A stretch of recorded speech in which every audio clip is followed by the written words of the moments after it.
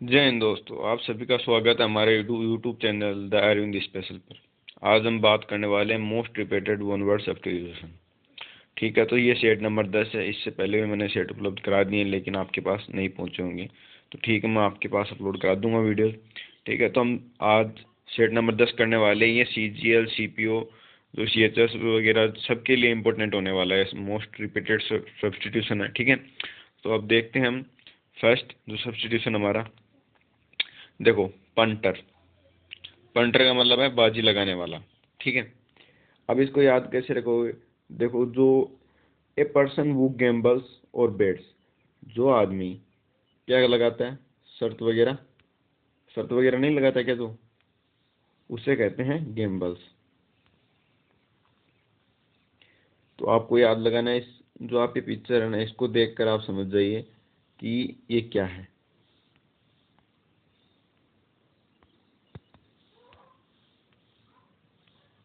ठीक है, तो अब दूसरा वन वर्ड सब्स्टिट्यूशन देखते हैं। Journalism. Journalism, art of writing for newspaper and magazines. आप देख रहे होंगे ये तस्वीर, ये लड़की कैसे माइक पकड़कर बोल रही है। आप न्यूज़ वगैरह में देखते हैं, वही जर्नलिज्म होता है जो आगे बैठकर वो देते हैं ना। ऐसे आज का ताज़ा समाचार देखिए, हमारी तरफ से ये हो रहा है, आज यहाँ पर देश में ये हो रहा है, वो जर्नलिज्म है। ठीक है, और इसको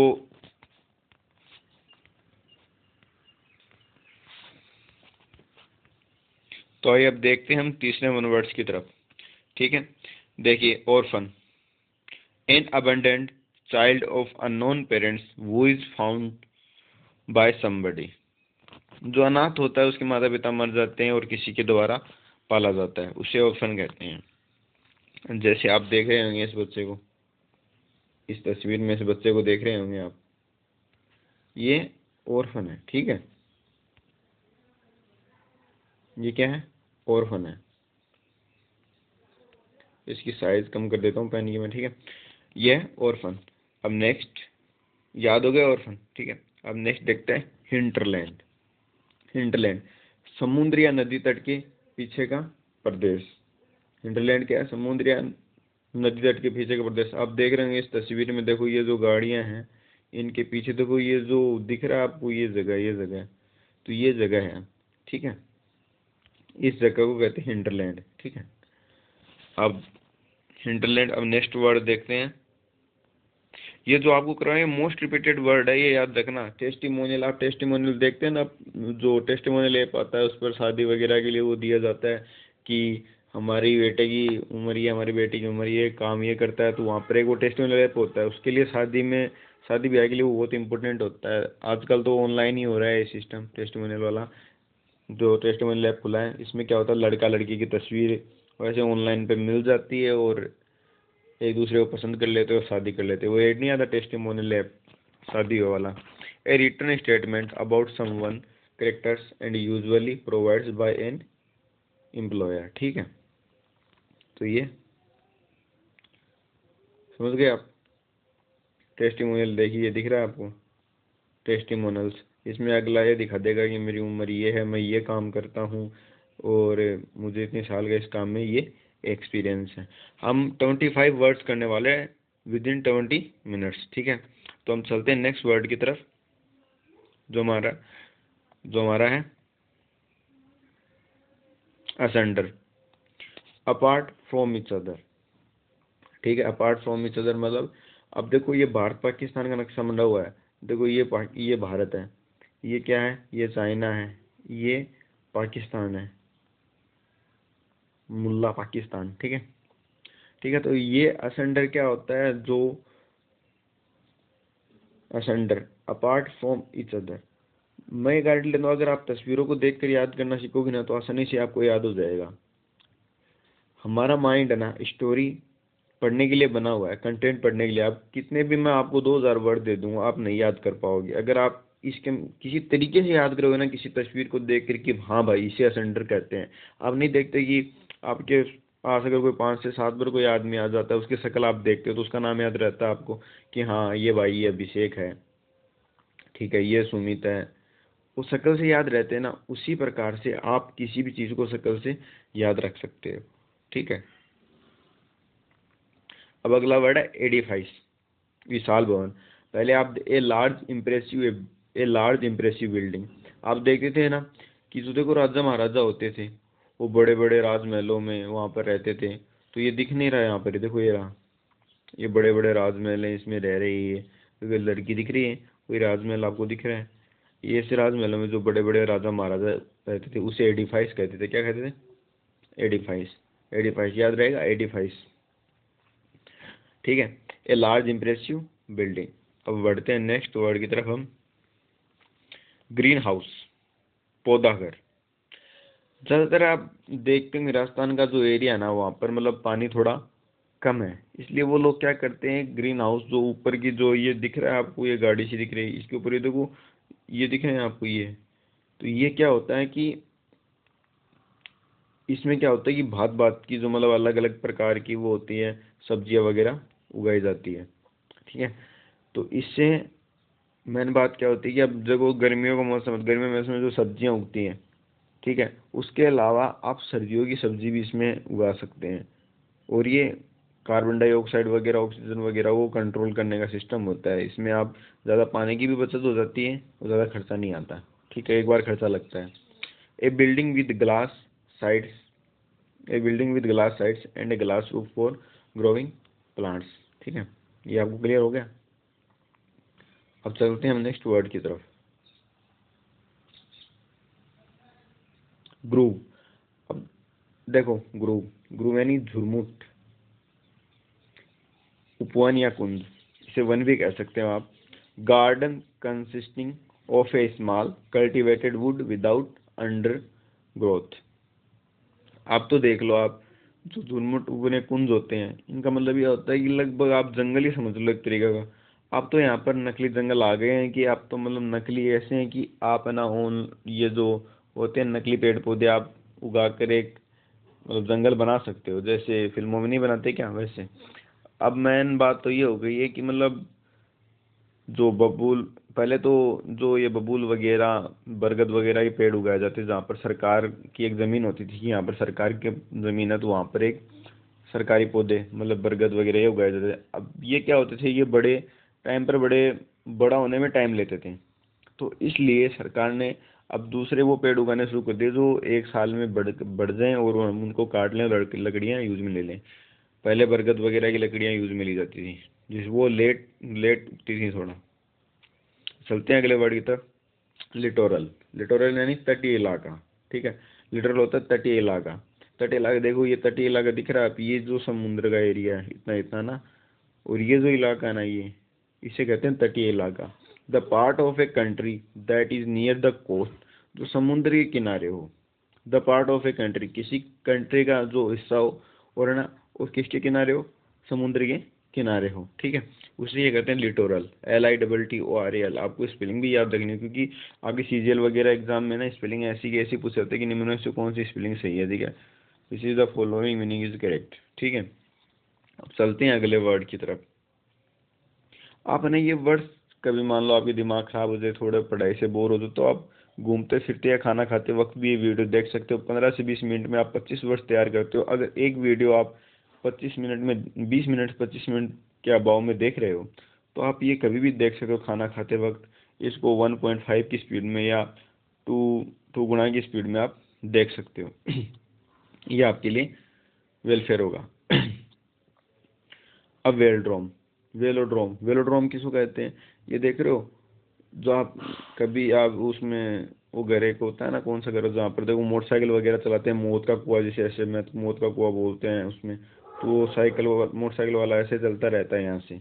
तो उसी प्रकार से देखो ये भी गोलाकार है, ऐसे गोलाकार है। ठीक है, तो यहाँ पर देखो नीचे से जाकर ऊपर तक जाएंगी ये, तो इसे कहते हैं वेलोड्रोम। साइकिल के लिए अंडाकार जो ट्रैक होता है ना, साइकिल के लिए जो अंडाकार ट्रैक होता है उसे वेलोड्रोम कहते हैं। Track building used for a cycle racing. ठीक है, इसे वेलोड्रोम कहते हैं। पोर्टिको या पोर्च। पोर्टिको या पोर्च, द्वार मंडप, roof supported by columns at the entrance of A building. ठीक है, पोर्टिको या पोर्च, देखो जैसे हमारे जो घर होते हैं कोठे वगैरह जो बनाते हैं, तो उसमें आप देखते होंगे ये जो पिलर वगैरह, इसके ऊपर जो ये रूफ वगैरह डली हुई है ना, 2 पिलर डालकर ये जो रूफ वगैरह डली हुई है, इसी को क्या कहते हैं? इसी को कहते हैं द्वार मंडप, पोर्टियो या पोर्टिको या पोर्च, ठीक है। Roof supported by columns at the entrance of building. अब जब गेट के अंदर प्रवेश करते तो जो ये आपको ये तस्वीर दिखाई देती नहीं, ये इसे ही कहते हैं क्या? पोर्टिको या पोर्च, द्वार मंडप। याद रह जाएगा आपको।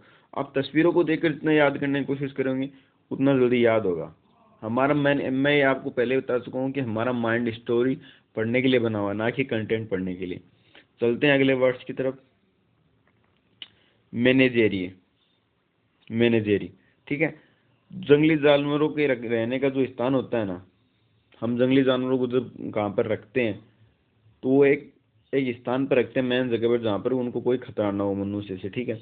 ए place where wild animals are kept, जहाँ पर जंगली जानवरों को रखा जाता है, उसे कहते हैं मैनेजेरी, ठीक है। तो आपको ये याद रखना है। देखो जैसे इस शेर को, उसके शेर के पास देखो पीछे अगर जाली वगैरह लगी हुई है, तो ये यहाँ पर एक, मैं जैसे चिड़ियाघर में आप जाते नहीं है क्या, वहाँ पर एक कैसे रखा जाता है जानवरों को, उसी प्रकार से, ठीक है, इनको रखा जाता है मैनेजेरी, जंगली जानवरों को रखने का स्थान। MENAGERIE, आपको ये स्पेलिंग भी याद रखनी है। अब चलते हैं अगले वर्ड की तरफ। एरी, EYRIE, चील का घर, ए होम ऑफ ईगल।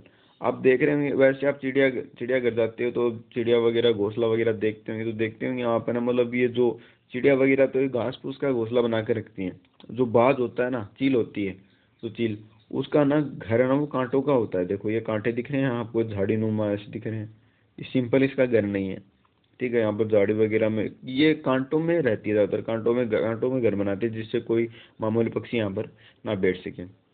तो ये आप याद रखेंगे, एरी यानी चील का घर, ठीक है, याद रह जाएगा। आपने देखो इतनी जल्दी 15 वर्ड्स कर लिए हैं। आप इसको 1.5 की स्पीड में देखोगे ना, तो ये कि ये 10 मिनट में लगभग पूरा हो जाएगा। इसी तरीके से आप 25 वर्ड्स को करोगे ना 1.5 की स्पीड से। अगर पहले आप इसको फुल देख रहे हैं, फिर अगर 1.5 में देख रहे हैं, तो आपको जल्दी तैयार हो जाएगा। और इसी तरीके से आप लगभग 1 महीने में अगर वन टाइम पर आप 10 मिनट या 15 मिनट में अगर 25 वर्ड्स पढ़ते हैं, तो आप 1 महीने के अंदर आप देख लो, कम से कम आप 25, 750, 1500 के लगभग वर्ड्स पढ़ सकते हैं आसानी से। कम नहीं होते भाई इतना, ठीक है। 1500 वर्ड्स आप 1 महीने में तैयार कर सकते हैं, अगर सुबह शाम डेली डोज एक तरीके से लिया जाए तो। इनको आप देखना है, इनको याद नहीं करना है, इनको बार बार बस ऐसे ही रिपीट करना है, ठीक है। इनको ज़्यादा वो गौर से नहीं देखना है। बेटविक्स्ट, आप बीच में इन द इंटरवल, जब आप फिल्म देखते हैं, जब आ जाता है इंटरवल, भाई इंटरवल हो गया है, अब मध्यांतर, उसे मध्यांतर भी कहते हैं। इंटरवल हो गया, अब फिल्म आधी अधूरी बची है, आधी और बची है, तो देखना आप बिटवीन किसी के बीच में बैठे हो, यानी कि उसे भी इंटरवल ही कहते हैं, उसे बेटविक्स्ट याद रखना। उसे क्या कहते हैं? बेट विक्स्ट, याद रखना, ठीक है। बेटविक्स्ट यानी बीच में, इन द इंटरवल। चलते हैं अगले वर्ड की तरफ। सेस्क्विसेंटेनियल, सेस्क्विसेंटेनियल, 150 वर्षगांठ। अब याद रखें, देखो सेंट का अर्थ होता है 100, ठीक है। अब सेस्क्विसेंटेनियल, तो इसका मतलब होता है 150 वर्ष की गांठ, 150 एनिवर्सरी। मुझे तो लगता नहीं है किसी की 150 एनिवर्सरी अभी तक हुई होगी, ऐसा कोई कपल होगा जिसकी 150 एनिवर्सरी हुई होगी। अगर हुई है तो आप कमेंट में बताना ये कौन सा है, ठीक है। 150 वर्ष की जो गांठ होती है उसे कहते हैं, देखो जो कनाडा का बता रहे हैं कि कनाडा मतलब इस टाइम पर बना था, और इस टाइम पर मतलब 1867 में इसकी स्थापना हुई थी, और 2017 तक इसकी 150वीं वर्षगांठ मनाई गई, ठीक है। तो आप वैसे आप इसको याद, अगर बार बार में अगर रिपीट करेंगे तो अपने आप याद हो जाएगा कि देखो ये कनाडा दिख रहा है, ये 150 साल है, इसका मतलब सेस्क्विस सेंटेनियल इसका अर्थ होगा। आप इस तरीके से याद हो जाएगा ऑटोमेटिक आपकी, अगर सही तरीके से याद करोगे, ठीक है। अब चलते हैं अगले वर्ड की तरफ। हेक्स सेंटेनियल, हेक्स सेंटेनियल, मैंने बताया था आपको कि सेंट का अर्थ होता है 100। अब हेक्स यानी 6, तो 600 वर्ष की गांठ हो गई, ठीक है। 400 वर्ष भी एनिवर्सरी, आपको ये स्पेलिंग है ना एनिवर्सरी, ये भी याद रखेंगे क्योंकि एनिवर्सरी की स्पेलिंग है ना बहुत बार पूछी जाती है आपसे, एनिवर्सरी, ठीक है, तो याद रखनी है आपको। तो चलते हैं अगले वर्ड्स की तरफ। लीमोवोरस, पंखहारी ईटिंग बर्ड। ये तो कोई जानवर दिख रहा है आपको, ये क्या करता है कि लगभग जो कीचड़ वगैरह होता है, गर्मी के टाइम पर ज़्यादा कीचड़ होता है, ये जानवर है पंखहारी, ठीक है। तो ये क्या करता है कि जो कीचड़ है ना उसको ही खाता है सिर्फ, ठीक है। ये आप देख रहे होंगे कीचड़ है, कीचड़ है, आपको दिख रहा हो तो ये कीचड़, और ये जानवर है ना सिर्फ कीचड़ को ही खाता है, ठीक है। तो याद रखना इस तरीके से आप। चलते हैं अगले वर्ड्स की तरफ। होलोफाइट, जीव जो प्रकाश संश्लेषण द्वारा अपना भोजन स्वयं बनाता है। An organism that produce it's oven food by photosynthesis. ये मतलब वो जानवर होते हैं जो प्रकाश संश्लेषण द्वारा अपना भोजन स्वयं बनाते हैं। हम मानव क्या होता है कि मानव दूसरों पर डिपेंड होता है, पर कई जानवर क्या होते हैं अपना भोजन स्वयं बनाते हैं, तो उसे कहते हैं क्या, होलोफाइट, ठीक है, याद रखना उसे क्या कहते हैं, होलोफाइट। जो प्रकाश संश्लेषण द्वारा भोजन स्वयं बनाता है, HOLOFPHYTE, सॉरी मैंने गलत बोल दिया, HOLOPHYTE, जीव जो प्रकाश संश्लेषण द्वारा अपना भोजन स्वयं बनाता है। An organism that produced it's oven food by photosynthesis. आप तस्वीर को देखकर एक अच्छे तरीके से इमेज के थ्रू आप याद करेंगे तो जल्दी याद होगा, ठीक है। चलते हैं अगले वर्ड्स की तरफ। हार्ट, एक होता है हर्ट, ठीक है, क्या होता है, हर्ट, ये क्या होता है, हार्ट। और देखो ये हो गया heart. An adult mail dear, जो मतलब युवा होता है ना, युवा हिरण, उसे कहते हैं एन एडल्ट मेल डियर। जो डियर का बच्चा होता है, मतलब हिरण का बच्चा होता है ना, उसे कहते हैं ए हार्ट, ठीक है। हार्ट, ये हार्ट दिल वाला हार्ट, जवान आदमी में दिल धड़कता है ना, उसी तरीके से याद करते हो, याद कर सकते हैं कि हार्ट, ठीक है, ये भी जवान ही है। बाइबलिसिट, बाइबलिसिट का अर्थ क्या होता है, जो बाइबल की शाब्दिक होती है। जैसे हम गीता वगैरह, हमारी गीता वगैरह पढ़ते हैं ना, रामायण वगैरह पढ़ते हैं, तो उसमें क्या होता है, ये हर शब्द का एक अर्थ दिया होता है। रामायण बाइबल गीता, इनमें क्या होता है, हर शब्द का एक अर्थ दिया। हम इंग्लिश की वोकेब नहीं पढ़ते, वोकेब में हर जगह हर चीज़ का मीनिंग दिया होता है कि ये इसका अर्थ ये होता है। तो उसी प्रकार से हम इसमें भी ये दिया होता है कि आप बाइबल कैसे सीखे, कै है गैड है, हम ये सीखते हैं, फिर ABCD इस हिसाब से सीखते हैं। तो उसी तरीके से बताता है कि इस भाषा को कैसे सीखा जाता है, बाइबल को कैसे पढ़ सकते हो आप। तो उसके लिए जो शब्दावली जी होती है उसे बाइबलिसिट कहते हैं। जो बाइबल की क्या होती है, शाब्दिक शब्दावली होती है। One who interprets the Bible literally, जिससे आप बाइबल आसानी से सीख सकते हैं, ठीक है, इसे कहते हैं बाइबलिसिट। डेकन, आप जब गिरजाघर वगैरह जाते हो तो आप देखते हो कि एक पादरी होता है और एक छोटा पादरी होता है। उस छोटे पादरी को क्या कहते हैं, डेकन, ठीक है, उसे क्या कहते हैं, उसे कहते हैं डेकन। एक क्लेरिक रैंकिंग जस्ट बिलो ए प्रीस्ट इन चर्चेज, आप कहीं पर भी देखते होंगे यार, एक प्रिंसिपल होता है, उससे छोटा फर्स्ट ग्रेड का मास्टर होता है, फिर सेकंड ग्रेड का, फिर थर्ड ग्रेड का। तो उसी प्रकार से रैंकिंग के हिसाब से आप देख सकते हैं कि बड़ा छोटा पादरी, एक बड़ा बड़ा मैनेजमेंट संभालता है वो पादरी होता है, उसके बाद में छोटा, तो उस हिसाब से याद रख सकते हैं आप डेकन, क्या सकते याद रख सकते हैं आप, डेकन, ठीक है, याद रह जाएगा। अब चलते हैं अगले वर्ड की तरफ। ए कलेक्ट रैंकिंग जस्ट बिलो ए प्रीस्ट इन चर्चेज। अब देखो इतनी जल्दी हम चॉइस पर आ गए और कुछ टाइम भी नहीं लगा, तो इस हिसाब से आप है ना विद इन 20 मिनट्स आप सब याद कर सकते हैं। एग्जामिनर, आप एग्जाम देने जाते हो, देखो ये मैडम खड़ी है ना, ये मैडम आपको दिख रही है, ये बच्चे एग्जाम दे रहे हैं तो ये खड़ी है, तो आप इसे कहते हैं एग्जामिनर, परीक्षक। एन इन्वेस्टिगेटर वो ऑब्जर्व केयरफुली, जो हमारा सही पूर्वक ध्यान रखता है कि कौन बच्चा चीटिंग कर रहा है नहीं कर रहा। अब तो चीटिंग सब करते हैं यार, सबको पता है एग्जाम में। अगला वर्ड देखते हैं, मार्टियर, तो ये बंदूक लिए जो बंदा खड़ा है, फौजी साहब हमारे, ठीक है।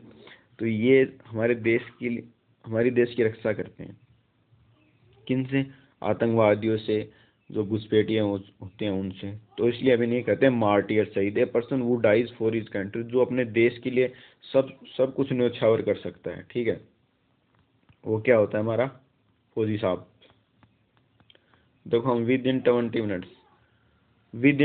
मिनट्स हमने 25 वर्ड्स क्लियर कर लिए हैं। तो ये आप वीडियो ना 2 गुना स्पीड में आप जल्दी जल्दी करके भी देख सकते हैं। अगर दिन में आप इसको 2 से 3 बार देखें, 2 से 3 बार देख लेंगे तो आपको ये पूरा क्लियर हो जाएगा। आपको 2 दिन लगे, जब तक आपको याद नहीं होता ना आगे मत बढ़िएगा, क्योंकि हम क्या करते हैं कि आग पीछे वाला भूल जाते हैं और आगे वाला याद करते हैं। इस चक्कर में हम किसी को भी याद नहीं कर सकते हैं। तो चलिए हमारी क्लास यहीं पर ख़त्म होती है। अगर वीडियो आपको पसंद आया तो यार कमेंट करके ज़रूर बताना, ठीक है। मैंने आपको ये उत्कर्ष की जो पीडीएफ थी उससे पढ़ाया है, बहुत अच्छी पीडीएफ है।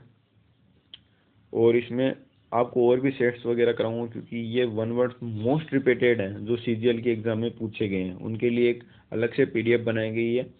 25 सेट्स हैं इसमें, मैं आपको करवाऊंगा 25 के 25 सेट्स। सीजीएल मेंस जो आपके एग्ज़ाम आने वाली है उसके लिए बहुत इंपॉर्टेंट है, और याद कर लेना है 25 वर्ड्स विद इन 20 मिनट्स। और ये 25 से लगभग 30 सेट है जो आपको मैं करवाऊंगा। अगर आपको वीडियो अच्छा लगा हो तो यार कमेंट करके ज़रूर बताइएगा कि मैं आगे ऐसी वीडियो और बनाऊं जो आपके लिए लाभदायक हो। जय हिंद, जय भारत।